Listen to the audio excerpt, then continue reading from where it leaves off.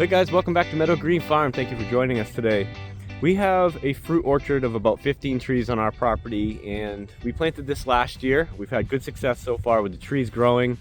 They're starting to leaf out this season, and last year what we did for deer protection is we actually put a 2-foot ring around these trees of welded wire fence. That kept the deer away as it should, but what's happening now is that the trees are getting a little bit bigger and they're starting to outgrow these rings. So I got myself a 100-foot long spool of welded wire fence. We're using 5-foot tall. We're going to roll that out into about 17-foot sections and cut it. So when you wrap them around the tree, it's now about a 5-foot ring. Then the 2-foot rings that you see right behind me, what I'm going to do is actually take 2 of those and combine it into one, so we kind of save on materials there. So I think that we have everything that we need to get this job done today. I am going to mow around these trees. Gabrielle is going to come back probably in a couple weeks or something like that when we get some mulch, and we're going to remulch around these trees.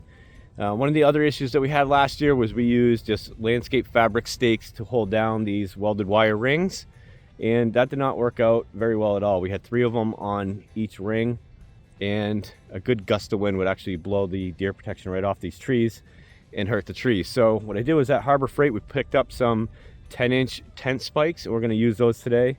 They also have a nice orange or neon orange green cap to them. So when I come back through here and we mow, I can see where these stakes are, so I can pull these rings up, mow around the trees, and then I don't lose all my stakes like I did last year, because last year just the bare wire stakes, I lost probably half of them. They're probably out here in the pasture somewhere, but I don't know where they are. So I wanted something with a little bit more visibility to it. That's the plan today. We have a beautiful day on our hands. Trees are starting to leaf out. The sun's out. I'm probably going to end up losing my jacket here in a few minutes, but let's get to work and see if we can't rewrap these trees and keep these pesky deers away from them.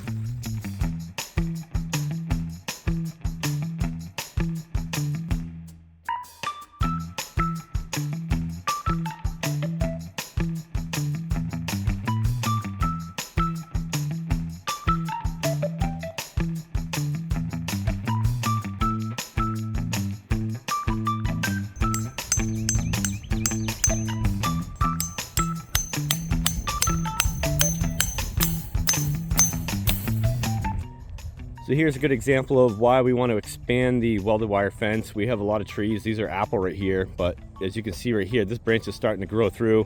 And I don't want these trees with new fresh buds on them bouncing around and getting hurt by the welded wire fence. And then on this tree right here, you can see that some of these branches are actually getting pushed up and vertical against this fence. So what we want to do is get this fence out of here, get it away from these branches so that these branches can actually spread out and produce better fruit.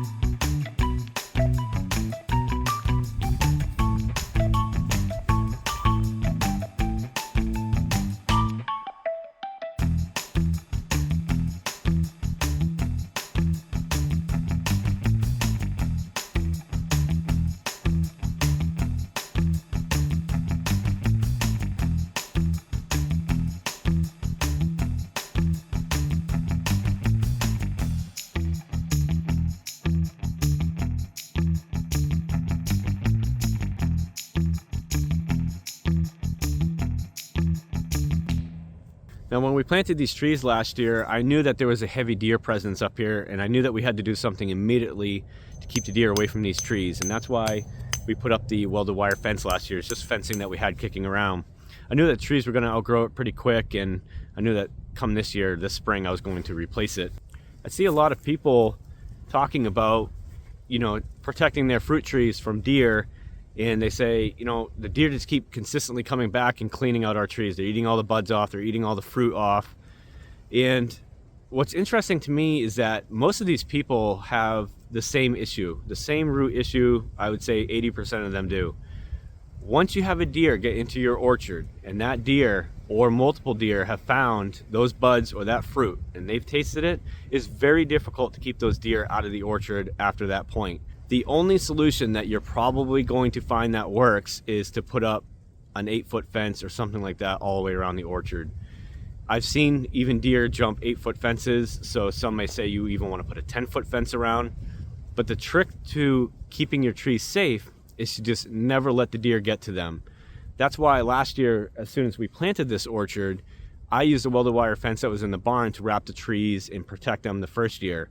Ever since we wrapped the trees, however, I've struggled to find an actual solution that I want on a more permanent basis going forward.